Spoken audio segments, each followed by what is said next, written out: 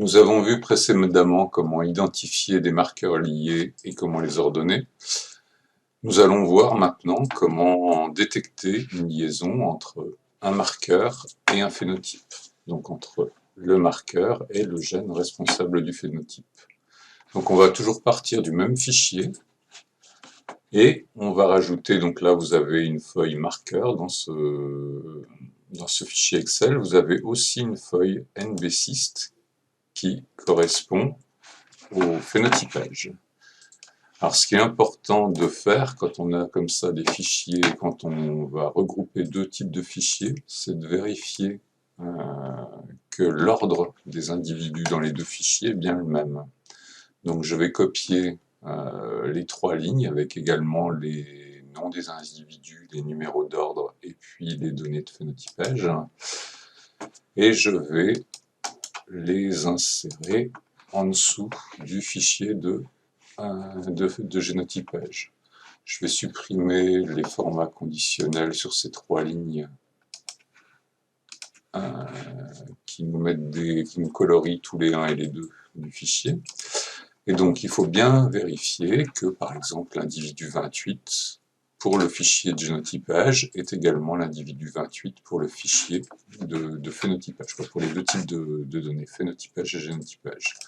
On se déplace comme ça tout le long du fichier pour vérifier. Donc là, l'individu 93, c'est aussi l'individu 93. Il faut vérifier ça à différents intervalles sur le fichier. L'individu 248, c'est bien 148. L'individu 205, c'est bien 205. Et l'individu 236, le dernier, c'est bien 236. En fait, le risque, c'est d'avoir sur un fichier un individu qui n'était pas présent, par exemple, quand on a fait le phénotypage, et du coup, ça ferait un fichier avec un individu en moins qui risque d'entraîner un décalage dans le fichier. Donc, tous les individus qui n'ont pas été soit génotypés pour un marqueur, soit phénotypés, doivent être présents dans le fichier, mais on leur met une donnée manquante, comme ici.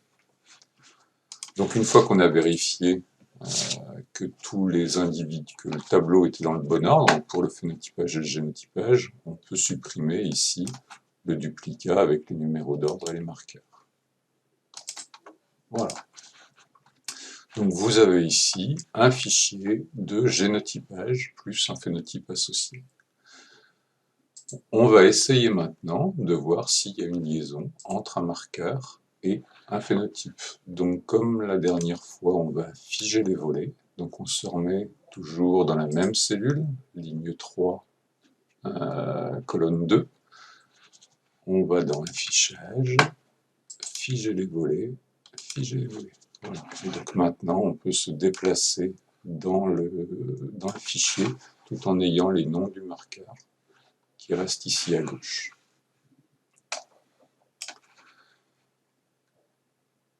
On va faire, alors vous remarquez ici quand même avant, vous remarquez que le nombre de kystes ici est une donnée. Donc le nombre de kystes, c'est des kystes de nématodes qui attaquent les plantes, et donc quand ils produisent un cycle complet, on les retrouve sous forme de kystes. Un kyste correspond au corps phénolisé de la femelle. Donc vous pouvez voir que le nombre de kystes ici est très variable, passant ici de 2 kystes à 550, 850, plus de 1000 kystes, et puis il y a même des individus qui ont 0 kyste. C'est parfois pas très pratique de travailler sur ce type de données, donc parce qu'entre un résistant et un sensible, on va avoir des variances très très inégales. Donc souvent ce qu'on fait, c'est qu'on convertit ces données avec une fonction racine carrée ou une fonction log. Ici on va utiliser la fonction log, donc on va appeler ça logsyst.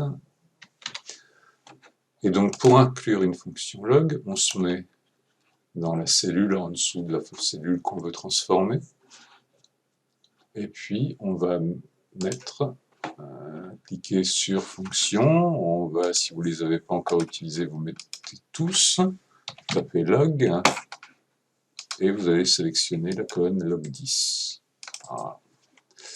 Je vous ai dit tout à l'heure qu'il y avait certains individus qui avaient 0 kyste, or le log de 0 n'existe pas. Donc pour pallier à cette difficulté, on va utiliser on va rajouter 1 à tous les nombres de kystes avant de les transformer en log. Donc la fonction, ça va être la valeur qui est dans la cellule au-dessus, plus 1. Donc pour faire ça, on met d'abord une parenthèse avant de sélectionner la cellule, et puis on rajoute plus 1. Donc le log va s'ajouter sur le nombre qui est dans la cellule, plus 1. Voilà. On recopie cette formule jusqu'au bout du tableau. Voilà, on y est. Hop. CTRL majuscule D, ça fait recopier vers la droite.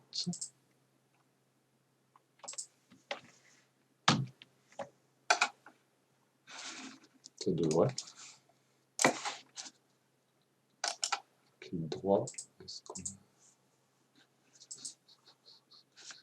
Je pense que j'ai un léger problème sur mon Excel.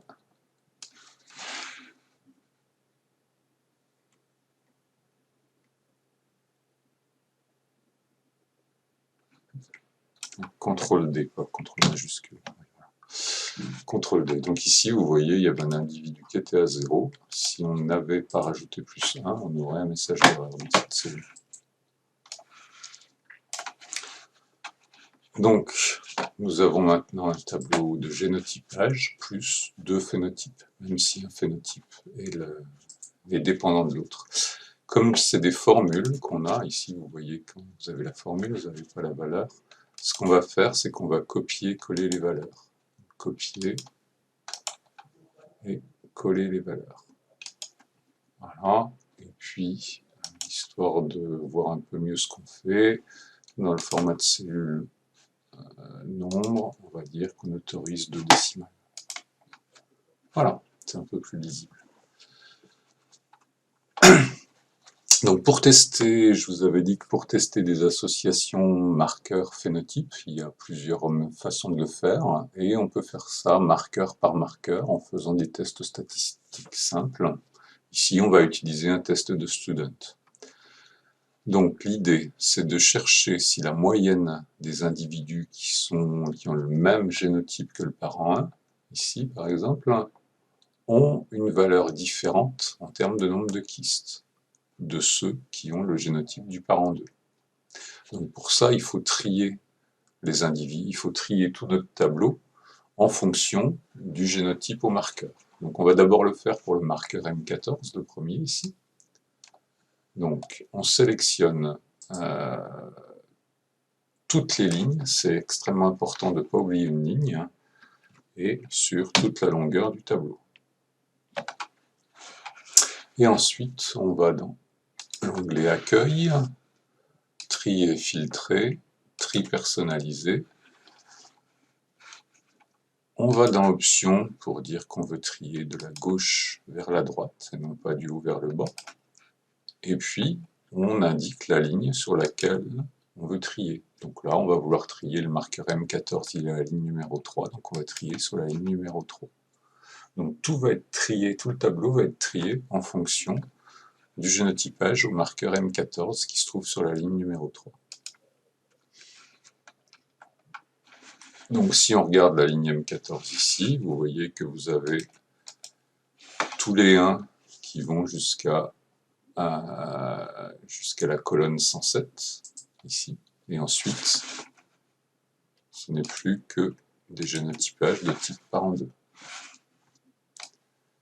On va revenir à la jonction entre le génotypage de type parent 1 et parent 2 pour le marqueur M14, et on va sélectionner les valeurs de tous les individus qui sont de type parent 1. Et donc ici, voilà, on va copier ces valeurs, et puis on va faire un collage spécial transposé pour les mettre en colonne. Donc ici, on a le nombre de kystes, et ici, on a le log du nombre de kystes. c'est pour le génotypage du parent 1 et c'est pour le marqueur M14. Voilà. On va faire la même chose pour les valeurs du parent 2. Donc ici, je change le numéro du parent. Voilà, et je vais aller chercher les données des individus qui ont le génotypage de type parent 2, donc M14, il est ici. Les individus qui ont le génotypage de type parent 2 pour M14 commencent à la ligne 108, à la colonne 108. Et leur génotypage va jusqu'au bout. On copie, on se met dans la colonne ici, collage spécial, transposer, et voilà. Donc vous voyez qu'on n'a pas le même nombre de valeurs selon pour tous les individus qui sont de génotype type parent 1 ou parent 2. Il y a plus d'observations, il y a plus de plantes qui ont le génotype parent 2, et donc on a donc plus d'observations pour ces plantes que pour les plantes qui sont de type parent 1. Donc maintenant qu'on a nos deux séries de valeurs, hein, les valeurs pour le parent 1 et les valeurs pour le parent 2, on va appliquer un test statistique. Le test statistique qu'on va appliquer, c'est un test T de student. Donc ça s'appelle la fonction dans Excel, c'est t-test. Et on la trouve ici, dans fonction. Donc sur tous, si vous tapez T, vous avez t-test qui est juste en dessous. Donc ça vous ouvre une boîte de dialogue avec 4 cases. Vous avez la matrice 1, donc pour la matrice 1, on va prendre les données en nombre de kystes, donc toutes les données en nombre de kystes de la colonne correspondant aux valeurs du parent 1. Donc on se met dans la première cellule, contrôle, majuscule, flèche vers le bas, ça nous sélectionne toutes les cellules. Ensuite, on va chercher les données en nombre de kystes pour le parent 2, donc pour faire la matrice 2, on se met dans la première cellule, contrôle majuscule, flèche vers le bas, et on a toutes les données. Ensuite, une des questions qui nous est posée, c'est est-ce que c'est un test uni ou bilatéral? Alors, unilatéral, ça voudrait dire qu'on donne un sens à l'hypothèse. Est-ce que la moyenne en nombre de kystes des individus qui ont le génotype du parent 1 est supérieure à la moyenne des individus qui sont de type parent 2, par exemple? Là, nous, on ne va pas formuler d'hypothèse, on veut juste savoir si les moyennes sont différentes. Donc, si on ne formule pas d'hypothèse, c'est une distribution bilatérale, et on va mettre 2. Ensuite, le type représente le type de test T qu'on fait est dépendant de la variance des échantillons. Tout à l'heure, on a vu que chez les plantes sensibles, la variance du nombre, le nombre de kystes pouvait s'étaler entre quelques dizaines et jusqu'à plus d'un millier de kystes, alors que chez les plantes résistantes, on est toujours de l'ordre de 0 à quelques dizaines de kystes. Donc la variance est bien plus importante chez les plantes sensibles. Donc si on a des variances inégales sur 2 échantillons, la valeur à rentrer dans la case type, c'est 3. On fait OK et on obtient la probabilité associée au test de student, qui est de 0,06. Donc pour dire qu'il y a une différence de moyenne significative entre nos deux matrices, il faudrait avoir des probabilités inférieures à 0,05 pour un risque de première espèce à 5%. Là, ce n'est pas le cas, donc a priori, sur la base du nombre de kystes, il n'y a pas de différence significative en nombre de kystes entre les individus qui ont le génotype de type parent 1 et les individus qui ont le génotype de type parent 2. Si on recopie cette formule vers la droite, on l'applique maintenant sur la colonne qui est immédiatement à droite des matrices nombre de Kist, donc les matrices log de Kist. Et donc là, on voit qu'on n'a toujours pas de valeur significative.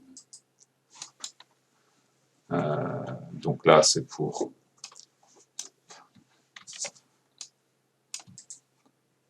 on va mettre, histoire de garder bien ça en mémoire, le marqueur c'est M14, et on est sur les nombres de Kist et log de Kist.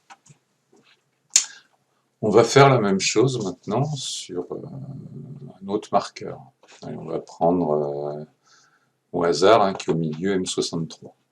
Donc on resélectionne, on se met bien au début du tableau, on resélectionne bien toutes les lignes, on va jusqu'à la fin du tableau, et on va trier maintenant sur le marqueur M63. Donc on retourne dans Tri personnalisé, on vérifie qu'on est toujours de la gauche vers la droite, c'est bien le cas, et puis on va trier, donc le marqueur M63 il est dans la ligne 6, donc on va trier par la ligne 6. Okay. Donc ici, on va chercher le point de jonction entre les 1 et les 2 pour la ligne 6, pour le marqueur M63. Le point de jonction, il est ici, dans la colonne 102. Après, on passe au 2. Donc les valeurs qui vont nous intéresser pour faire la première matrice, c'est toutes les valeurs qui commencent ici à la colonne 102 jusqu'au début du tableau. Donc on les copie, CTRL-C, et puis on va refaire collage spécial, transposer pour les mettre en colonne. On retourne au point de jonction pour récupérer les valeurs des individus sensibles. On va jusqu'au bout du fichier. Donc on vérifie bien que M63, on est toujours, il n'y a que des 2 partout. On revient au début du fichier. Collage spécial, transposer, OK. Voilà. Donc on a toujours, c'est toujours les valeurs du parent 1 et du parent 2 pour les nombres de Kist et les logs de nombres de Kist. Par contre, le nombre du marqueur a changé.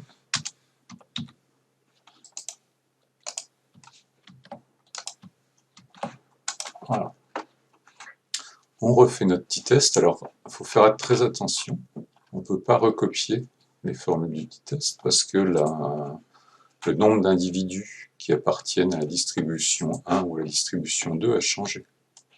Ici, vous voyez que voilà, les individus de la distribution 1 pour le marqueur M14, ça va jusqu'à la ligne 126, alors que pour M63, ça va jusqu'à la ligne 121. Et inversement, il y a plus d'individus dans la distribution 2 pour le marqueur M63 que pour le marqueur M14. Donc vous ne pouvez pas faire juste un recopier de la formule. À chaque fois, il faut refaire la formule entière. Donc juste, c'est quand même toujours du petit test pour le nombre de Kist et le log de nombre de Kist. Donc ça, on va le copier. C'est pour le marqueur M63. Mais là, il faut refaire la formule en entier. Donc, comme on l'a déjà utilisé, on peut aller dans les derniers réutilisés. En voilà, petit test. La matrice 1, elle est là.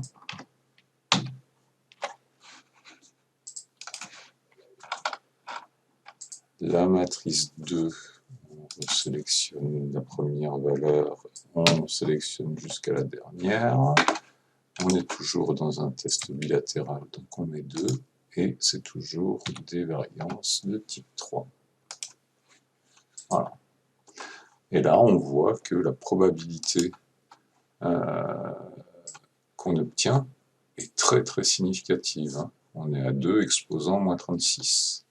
Et si on regarde sur le log de nombre de kystes, en recopiant vers la droite, on est encore plus significatif.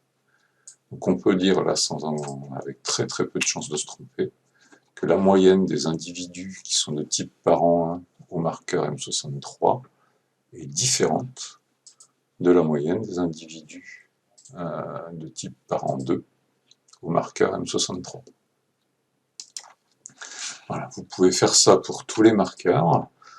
On va prendre le marqueur M11, on va le refaire pour le marqueur M11, donc on retrie, on se remet bien au début du tableau, on retrie tout le monde en fonction du marqueur M11, donc toujours tri personnalisé, on vérifie qu'on est bien de la gauche vers la droite, c'est le cas, et le marqueur M11 il est dans la ligne 5.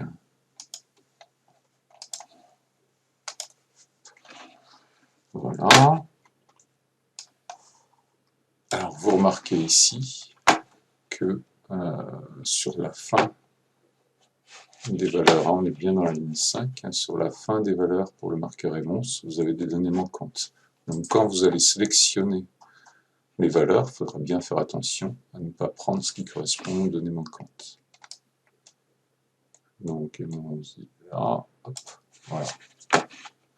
La fin du génotypage de type parent 1 pour M11 est ici, à la colonne 136. Donc on va sélectionner les valeurs ici, on revient vers le début. On copie et on colle en transposant. Voilà. Donc on va remettre les en-têtes.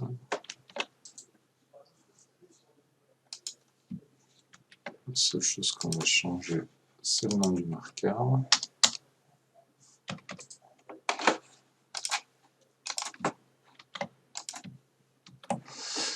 Et on va aller chercher, donc on est toujours pour M11, on va aller chercher les individus qui sont de type parent 2. Donc ça commence ici.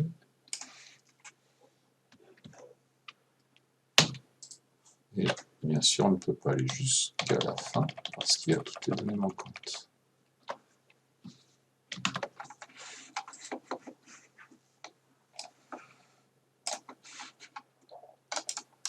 Collage spécial, transposer.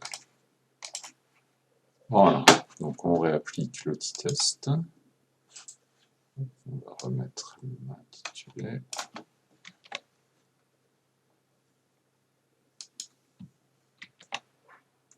C'est pour M11.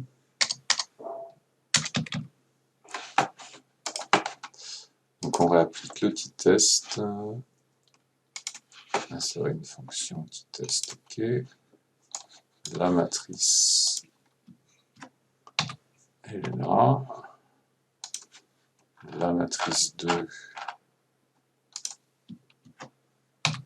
elle est là. Donc ici, vous voyez, il y a moins d'individus qui sont de type parent 2 que de type parent 1, à l'inverse de tout à l'heure. On est toujours dans un test bilatéral, donc on met 2, et les variances ne sont toujours pas homogènes, donc on met 3.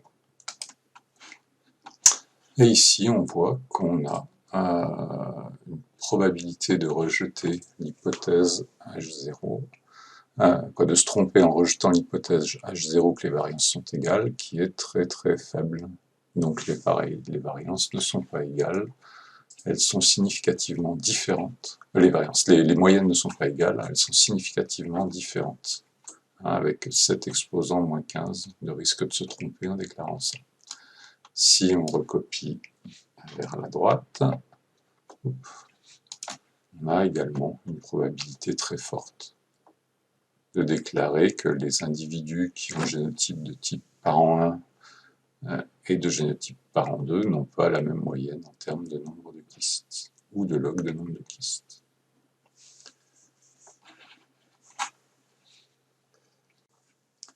Donc vous pouvez faire ces tests de Student pour tous les marqueurs, Et vous verrez qu'en fait, vous trouvez des valeurs significatives pour les 4 marqueurs qu'on avait détectés comme liés précédemment, M432, M63, M21 et M179, et puis pour le marqueur M11. Alors vous pourrez essayer de voir si le marqueur M11 est lié aux 4 autres, a priori non. Si vous essayez de placer sa ségrégation avec les autres, vous n'arriverez pas, vous verrez que ce n'est pas lié, vous avez plus de 30% de recombinaison. Donc dans ce cas-là, ça veut dire que vous avez 2 QTL qui expliquent la variation du nombre de kystes, un qui est au niveau des 4 marqueurs, compris entre M21 et M179, et un qui est au niveau du marqueur M11. Pour vérifier un peu quel est l'effet de ce QTL, on peut calculer la moyenne. Par exemple, ici, on pourrait calculer la moyenne en termes de nombre de kystes des individus qui sont de type parent 1 au marqueur M63. Donc on insère la fonction moyenne, voilà, et donc la moyenne en fait, ça va être sur toute la distribution du nombre de kystes ici. Okay. La moyenne est d'un peu plus de 9 kystes. En termes de log, ça nous fait une moyenne en log de 0,83. Et on va voir pour les individus qui sont de type parent 2, donc là il faut bien refaire la fonction complète parce que la distribution, comment dire, on a plus d'individus qui sont de type parent 2 que de type parent 1. Donc on remet moyenne, et la moyenne qu'on veut, c'est sur toute cette série de valeurs. Voilà. Et là, on a une moyenne de l'ordre de 337 kystes pour les individus qui sont de type parent 2, ce qui en log fait un peu plus de 2,4. On va faire la même chose pour... donc là, c'est moyenne. C'est toujours nombre de kystes. Et c'est les moyennes.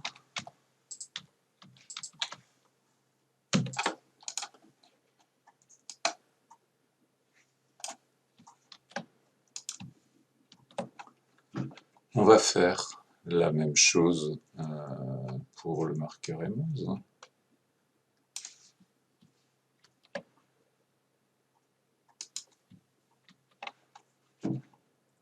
Alors bien sûr, il faut refaire la fonction complète parce que le nombre de données est différent.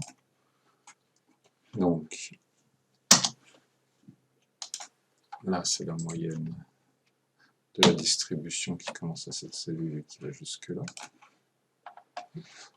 Si on la recopie à droite, donc on a la moyenne des individus qui sont de type parent 1 est 272, c'est quand même beaucoup, ce qui fait un log de 29. Et ici, on refait la moyenne.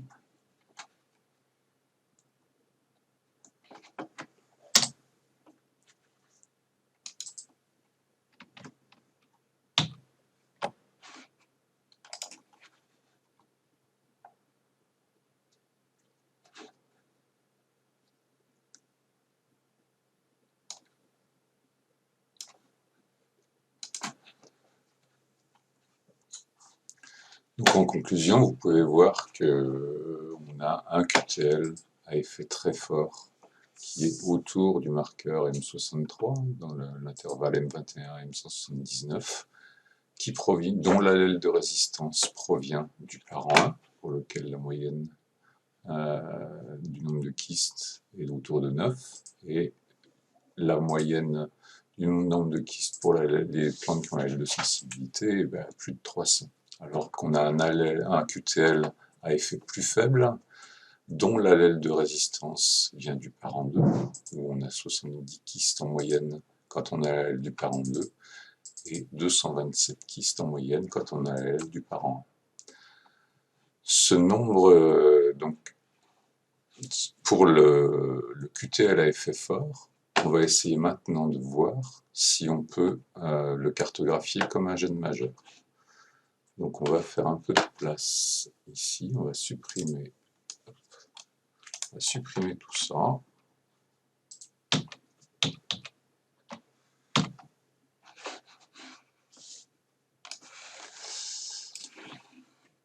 Et on va voir comment on peut cartographier maintenant ce gène comme un gène majeur. On va aussi réordonner tous les individus dans le bon sens, donc en utilisant le numéro d'ordre. Donc je resélectionne tout le tableau,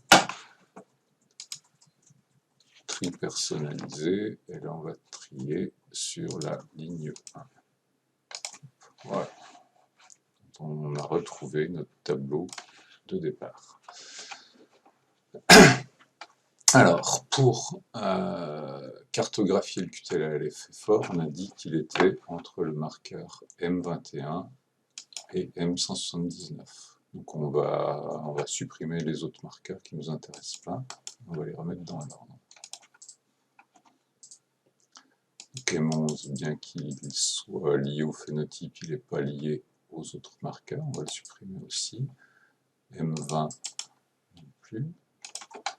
Et puis on a dit que l'ordre des marqueurs, c'était M21 en haut,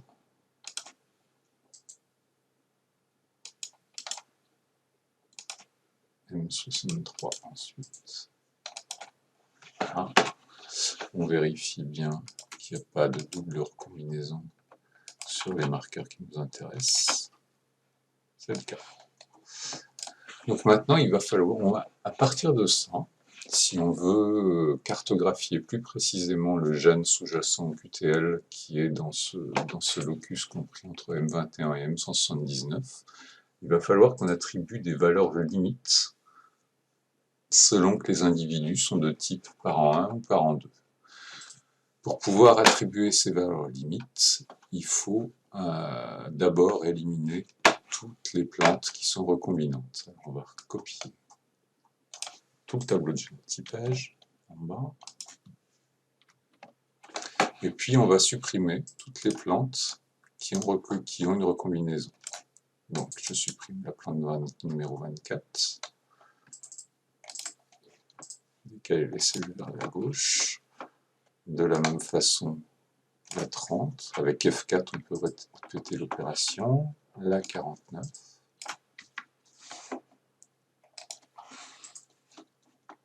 la 71, là, hop, celle-là, une plante, la 78e plante, la 80e,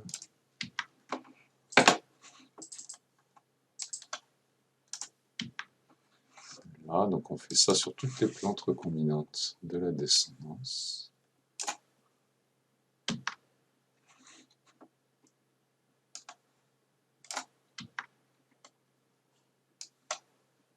Ces trois-là sont recombinantes, on les supprime aussi. Celle-là aussi. La 31-56 aussi. La 31-112. Et la 31-68. Voilà, donc là, il nous reste 219 plantes. Hein, une fois qu'on a hanté tous les recombinants, je vérifie, il nous reste 219 plantes. Quand on a fait ça, on va maintenant, donc pour la ségrégation est la même sur les 4 marqueurs, du coup, vu qu'on a enlevé tous les recombinants. On va reclasser en fonction du génotypage. Donc, tri filtré, tri personnalisé, on remet de la gauche vers la droite et on va trier sur n'importe quel marqueur du coup. Hop, on va garder le M63, mais vu qu'il n'y a pas de recombinaison, là, on aurait pu mettre sur le marqueur M21, M63, M432, on s'en fiche. Hop. Et ce qu'on aurait pu faire aussi, dans le tri personnalisé, on peut ajouter un niveau. Et donc on va trier ensuite par le nombre de kystes. Donc le nombre de kystes, c'est la ligne 24.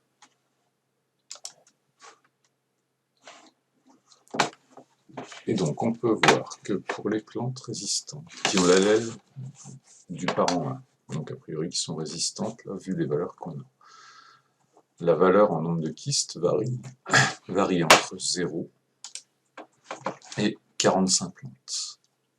Et pour les plantes qui ont le même génotype que le parent 2, cette valeur varie entre 29 et 1004 plantes, 1004 kystes. Donc les résistantes entre 0 et 45 kystes, et les sensibles entre 29 et 1004 kystes. Vous pouvez voir ici que le nombre de kystes pour la plante la plus sensible commence à 29, alors que la plante qui a l'allèle de sensibilité, ça commence à 29, alors que pour les plantes qui ont l'allèle de résistance, donc du parent 1, le nombre de kystes va jusqu'à 45. Ça veut dire que quand on est dans la fourchette entre 29 et 45 kystes, ben on ne peut pas tellement dire, si on se fie qu'au phénotype pour dire à ce gène, l'allèle vient du parent 1 ou du parent 2, si on est dans la fourchette 29-45 kystes, on ne peut pas trancher. Donc les limites qu'on va mettre pour convertir en résistant ou sensible, ça va être, on va attribuer, on va dire que la plante a l'allèle de résistance au gène responsable du phénotype si elle a moins de 29 kystes strictement, et puis qu'elle a l'allèle de sensibilité pour le phénotype si elle a plus de 45 kystes. Donc on va faire ça avec des formules.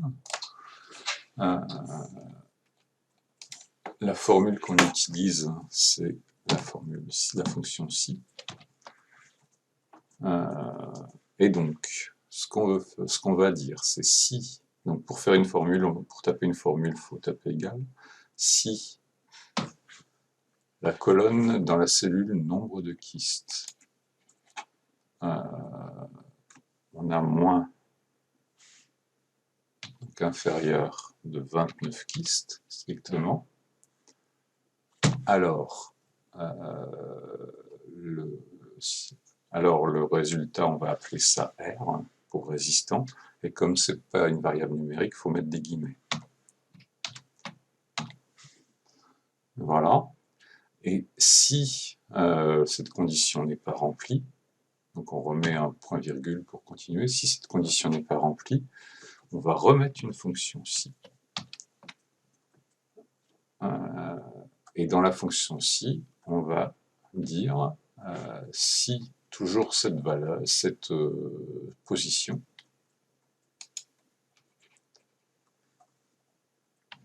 est supérieure à 45 kystes, point virgule, alors on va appeler ça S. Donc toujours les guillemets, S, les guillemets. Et on va fermer la parenthèse. Il faut fermer la deuxième parenthèse, donc c'est la parenthèse que je ferme correspond au deuxième si, et donc il faut rajouter encore une parenthèse qui va correspondre au premier.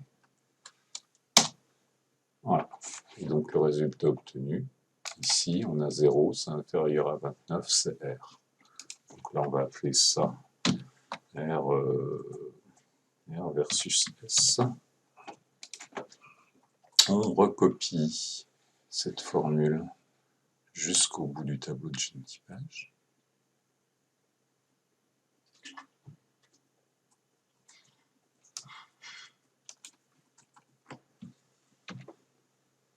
CTRL droite, et on voit bien que toutes les valeurs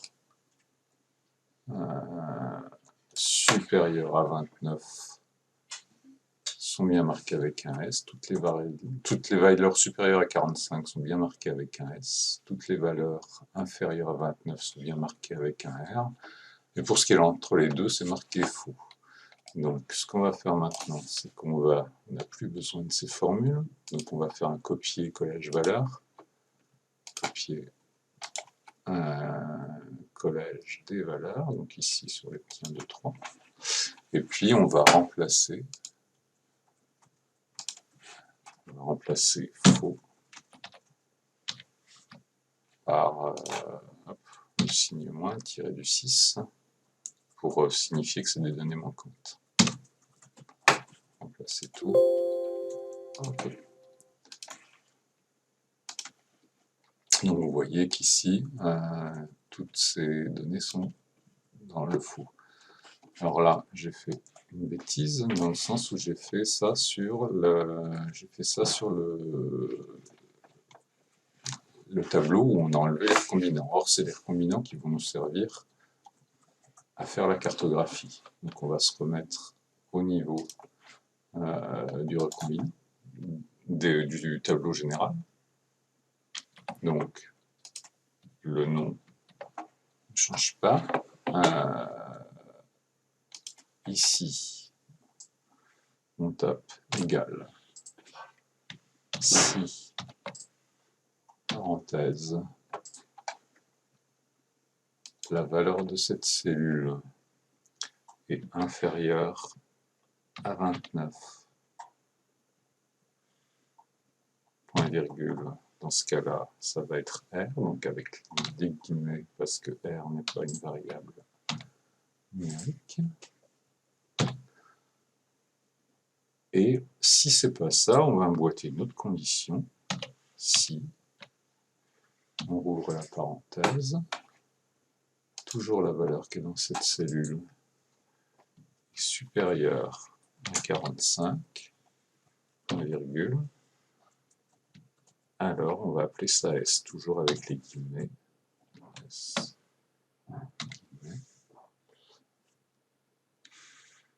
On ferme la parenthèse correspondant au deuxième si et on rajoute encore une parenthèse pour qui va correspondre au premier si. Et donc là, on a 366 plantes, c'est bien S. On recopie ça vers la droite pour tout le tableau.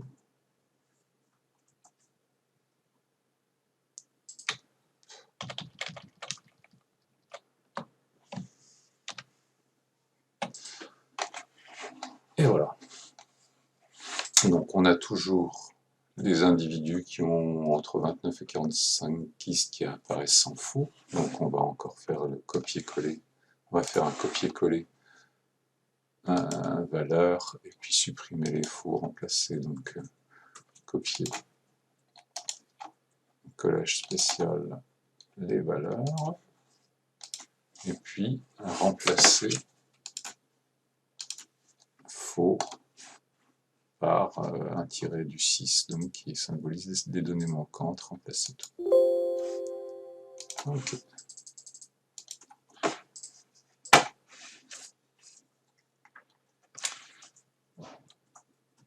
On va rajouter à cette ligne un format conditionnel.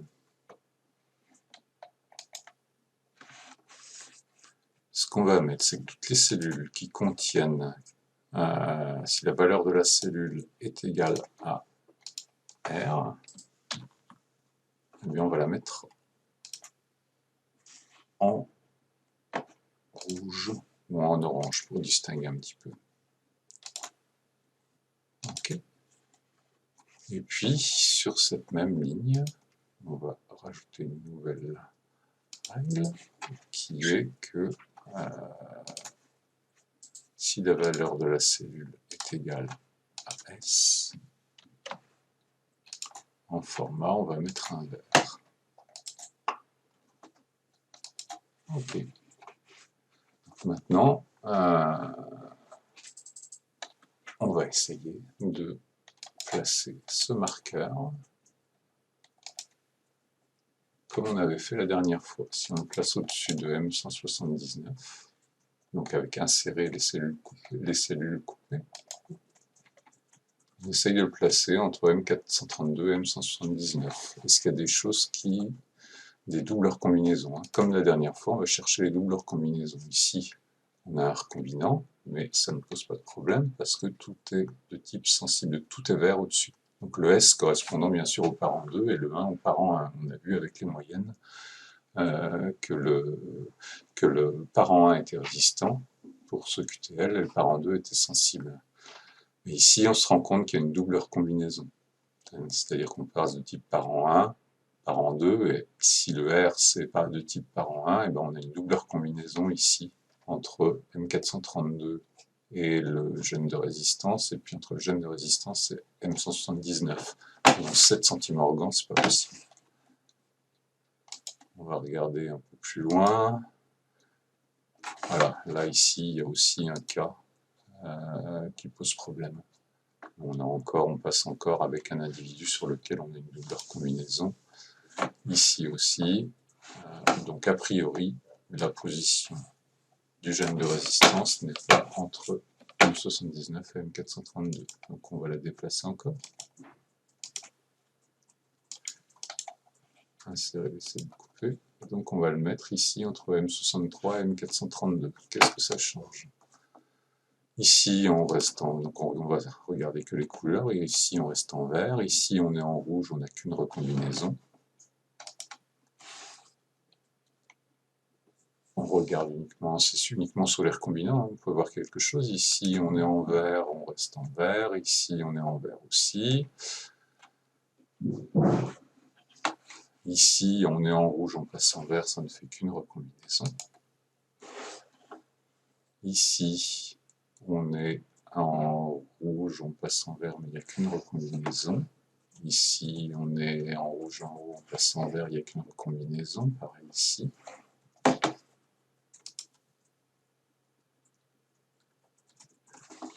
Ici, on a aussi une recombinaison ici. Et voilà. Donc là, on voit qu'on a créé, en mettant le gène de résistance entre M63 et M432, eh bien on a créé, on a montré qu'on n'a pas créé de doubleur combinée, de choses qui pourraient s'apparenter à des doubleurs combinaisons. Donc c'est probablement que cette position est la bonne. On peut revérifier si on met entre M63 et M21. Qu'est-ce qui se passe? Jusqu'ici, sur cette portion, ça va bien. Sur cette portion, ça va bien. Ah, ici, on a un problème. Le 5305 a une doubleur combinaison si on met le gène de résistance entre M21 et M63.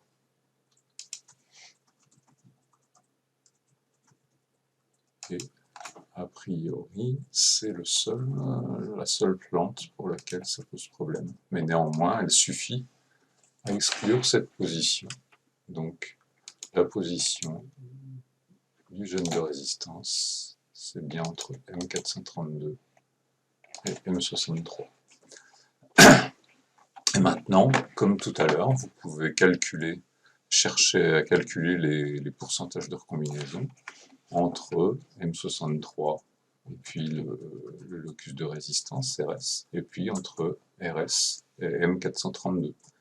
Et la somme des distances entre M63 et RS et M432 doit être égale à la distance entre M63 et M432.